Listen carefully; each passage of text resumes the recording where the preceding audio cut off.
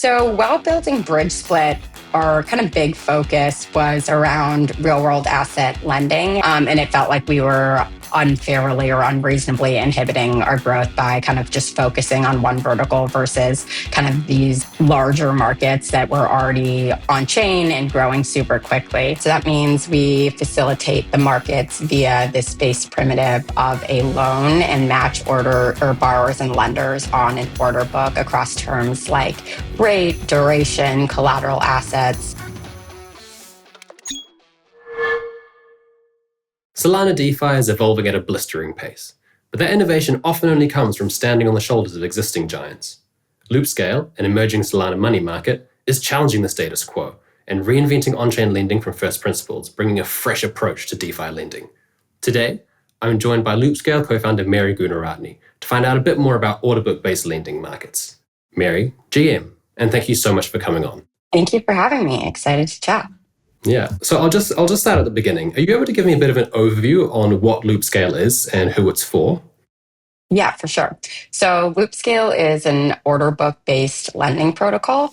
So that means we facilitate the markets via this base primitive of a loan and match order or borrowers and lenders on an order book across terms like rate, duration, collateral assets. And this is in contrast to the base primitive of the market being a multi-asset, multiplayer pool. Okay, fantastic. And so what are the benefits of using an order book-based lending market over something more traditional like an algorithmic pool? Yeah, so the idea of an order book offers you a lot more flexibility in kind of what you're able to do. So to kind of start with the basics, when you're borrowing on a multi-asset pool, you have basically just the whitelisted assets you can pick from in this pool, and your interest rate is determined by a utilization curve.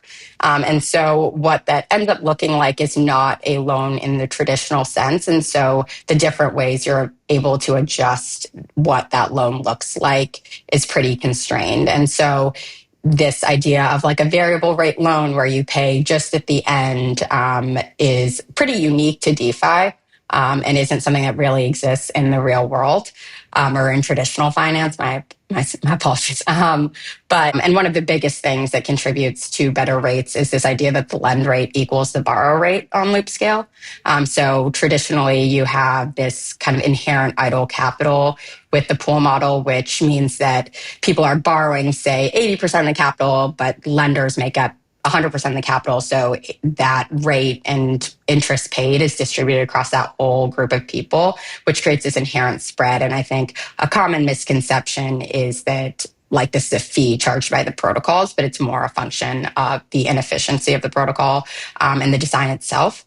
And then another really big thing for us and that enables a lot of interesting strategies is having the fixed rate, kind of fixed duration flexibility. And so you can borrow at a rate and lock in that rate for up to 3 months. And for borrowers that are executing on specific strategies where they know the return, this provides like a lot of flexibility and knowing that you can have that strategy open for X amount of time and have some fixed cost around it. Okay, perfect. So there's a few little things I kind of want to unpack there. The first is you mentioned you have a lot more complex DeFi tokens. So that might be Orca LP tokens, that might be LSTs, that might be JLP, things like that. Now, this is, it's quite granular DeFi there. Are you seeing a lot of interest in people, setting up loans using those tokens more so than, standard SOL or standard stablecoins?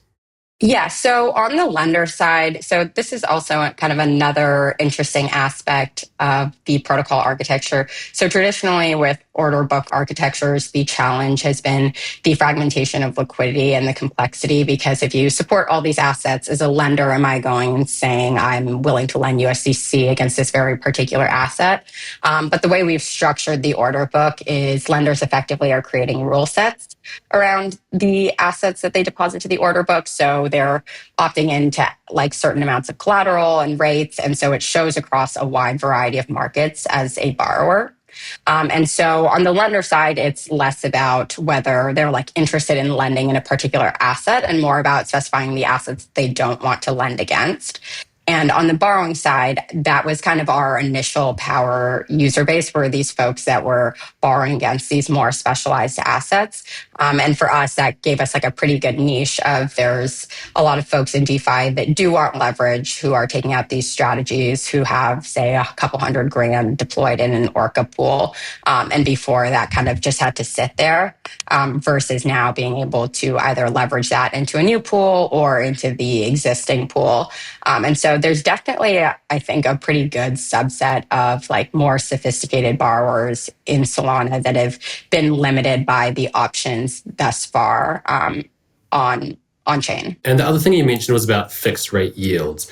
Now, do you think that this is something that could really unlock new DeFi primitives? Because fixed yield is something that I think TradFi would be very deeply interested in, because they want to know that, if they're going to lend funds for 2 years, they know they're going to get a consistent return on those lent funds, rather than, having something that's variable and fluctuating because of what's coming in and out of the pool. So do you think that we could kind of see some new DeFi verticals come from this? Yeah, for sure. I think there's a lot of design surface area that we've unlocked with having kind of this super flexible loan object. And so on the front end, users are interacting with a pretty abstracted version of the loan. But you could specify things like default conditions, very specific types of oracles, repayment schedules, all the different ways you see kind of a loan look like, whether that's a mortgage or a bond in TradFi. So I'm really excited for the different like financial primitives that we might see in like the coming months and years in DeFi, given all of this. And I think there's especially room for some of the more interesting digital native assets. And an example I like to give often is this idea of having a tokenized payment stream. So if you think about a product like Streamflow, or if you had like a Shopify Pay account that was connected to like your Solana account, and you have these revenue streams that are associated to an account that's tokenized and transferable, and those cash flows are visible to some end lender, being able to borrow against that using it as collateral, it looks a lot like a TradFi receivable, but you probably would fetch just more accessibility and lower rates as a function of it being on chain and having that collateral escrow and pricing and visibility piece already taken care of, versus some sort of risk cost that the lender has to take on in TradFi. Yeah. So kind of on paper, we're seeing greater yield efficiency, we're seeing more collateral, and we're seeing more predictable fixed rate loans. So is there anything that the user kind of needs to be aware of as a risk that they wouldn't necessarily be exposed to using algorithmic platforms? Yeah, so as you mentioned, one of the big differences between our lending protocol and traditional lending protocols is this ability for a market to actually form around lending versus it being primarily governed on like a utilization basis. And so that means users are pricing risk and setting prices themselves. And so while this is great for more advanced users, it does introduce risk for users that are not familiar with that or don't necessarily have the expertise. But that's kind of this primitive we released a few weeks ago, just before our public launch, the idea of Loopscale vaults. And so that delegates a lot of the risk pricing and strategy optimization that a lender normally takes on Loopscale, and delegates that to a third-party curator. And so that kind of gives you the best of both worlds, in that if you are a more advanced user and do have these opinions on risk and market outlook, you can express that in the form of like an advanced lending position. But for kind of everyday DeFi users, you can delegate that to someone who is like full-time dedicated to doing that and monitoring that. Okay, so the curator is almost as if you're delegating to a validator, right? It's that same kind of process of a third party kind of manages something, you give them the funds, and then they kind of use that strategy on your behalf and take a cut of that. Is that how? Yeah, I would say that's an appropriate analogy of where they're passing back the returns to the folks that are actually deploying the capital, and they're aiding with like their expertise around risk curation and management. Okay, and so to my understanding, that's something that's permissioned that kind of runs through Loopscale first. So are you able to tell me a bit about how you decide who gets to be a curator and kind of what any of those red flags might be that might make you deny someone? as of right now, our approach to onboarding new curators is really just focused on those that have a reputation on Ethereum or elsewhere that have managed these vaults and have experience in doing so. And would definitely be interested in pulling together kind of a wide range of risk profiles on those vaults. Right now, they're relatively conservative, and because there's only a few vaults focused on kind of generating a pretty safe risk return profile. But there's obviously a ton of opportunity with the ability to price risk in that you can have something that's lending exclusively to like looping positions and charging like 15% or something, which some lenders would definitely be interested in. And so that's on like the kind of strategy profile we're hoping to eventually add. And then on the curator side, just focused at the start on folks that have a reputation in doing this and are focused on doing right by those deploying capital. Yeah, excellent. And so at the moment, kind of going back to risk, it appears that Loopscale only has a kind of select range of listed assets. It's a huge range. There's lots of assets. There's lots of quite complex assets, but it's not fully permissionless at the moment. Do you plan to go permissionless in the future? And is there kind of a vetting process in place for what assets get listed and which don't? Yeah, so the asset like approval process is less about us trying to create a permission process around the assets, which we are doing more on the curator side. The idea of the reason we don't support literally every asset is to be able to effectively support it. We need to have a pricing oracle and to also ensure there is sufficient liquidity for the liquidation. But until we have kind of better visibility in the UI around the risk of different assets for users to be able to make those informed decisions, we are trying to limit it to assets that have been audited, have liquidity, and have liquidation set up. But there's definitely nothing holding us back from making it permissionless, and I think that'll happen in the next 6 months. Oh, cool. So probably sooner rather than later. That's great. I want to kind of change tune a wee bit. Loopscale originally raised 4.5 million back in December 2021 under a different name for a project called Bridge Split. Obviously, you've rebranded, you've gone a different direction. So I just wanted to know what made you decide to pivot away from that angle and focus more on Loopscale and building kind of DeFi Orderbook lending protocols instead? Yeah, so while building Bridge Split, our kind of big focus was around real world asset lending. And it was kind of inspired by this same realization of the on-chain lending markets we have right now are really limited. And so with Bridgesplit, we are working with these different tokenized asset issuers like Baxis, who tokenizes whiskey, and creating essentially this order book loan. And it was a more manual in the process of it. And it felt like we were unfairly or unreasonably inhibiting our growth by kind of just focusing on one vertical versus kind of these larger markets that were already on chain and growing super quickly. And so that was our logic kind of early last year, and ultimately kind of rebranded in September, as you mentioned, to Loopscale to launch that to kind of a broader audience. Cool. So just kind of building on that, does that mean that we could see RWAs come onto Loopscale in the near future as well? Something like Baxis's tokenized whiskey, or like Remora's, R Tesla or R Nvidia. Is that kind of something we might be able to see in the future? Yeah, so there's actually a number of RWA loans on Loopscale right now, including Baxis loans. They exist in not a permission view, but a view that's accessible if you are one of those users that has those assets. But we currently support those assets and have markets set up for them that are accessible if you have Baxis assets or have been whitelisted by Baxis. Okay, fantastic. And we've heard all about Trump's trade war. Is the ongoing tariff and recession fears something that's going to impact your strategy at all over the next 12 months?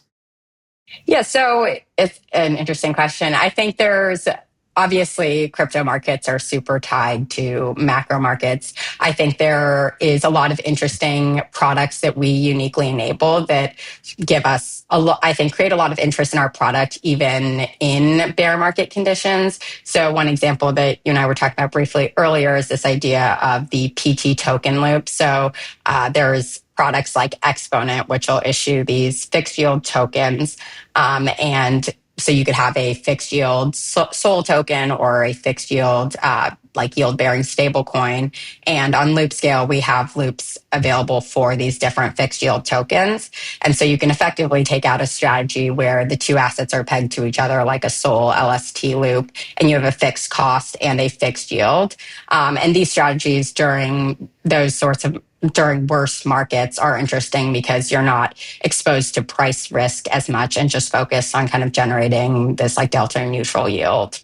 So is there any alpha you can share on the Loopscale points program? I know you guys went out of private beta into full public. First of all, how's the reception been to the app going public? I think TVL's gone up from 30 million to 42 million, something like that.